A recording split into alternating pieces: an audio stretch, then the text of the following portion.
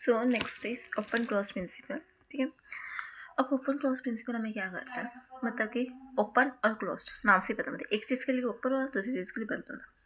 पहली बात तो ये ना, तो इस एंटिटी में हमें होती है, जैसे कि हमारी एंटिटीज़ होती है, इसमें क्लास फंक्शन होती है। तो इसमें क्या करते हैं, हम ओपन कर देना एक्सटेंशन के लिए, लेकिन मॉडिफिकेशन के बंद कर देना। अब माइंड में क्वेश्चन है, ये ओपन और क्लोज में, तो ओपन कर दिया एक्सटेंशन के लिए, लेकिन बंद कर दी मॉडिफिकेशन के लिए, ये क्या मतलब हुआ?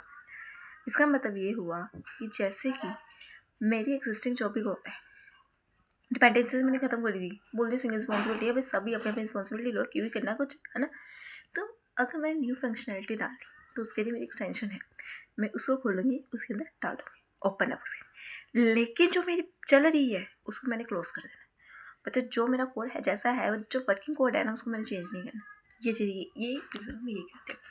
Suddenly, like class function should be open for extension but closed for modification. ये इंपॉर्टेंट क्यों होता है?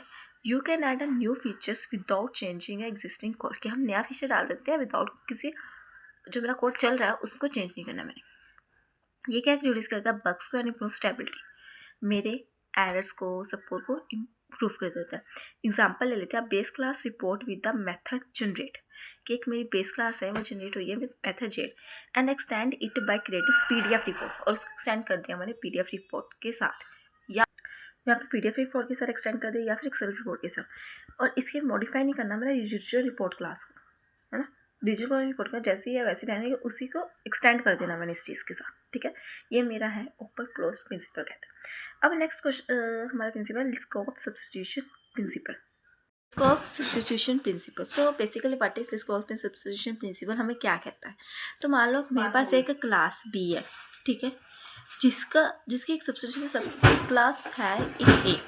ओके, तो जो हमारे सब क्लास जो है ना, सब क्लास है बी के अंदर जो ए है ना, उसके जो ऑब्जेक्ट्स हैं वो रिप्लेसेबल बाय हो किसके, बी के साथ। ठीक है, ये हमारा लिस्को सब्स्टिट्यूशन प्रिंसिपल कहता है।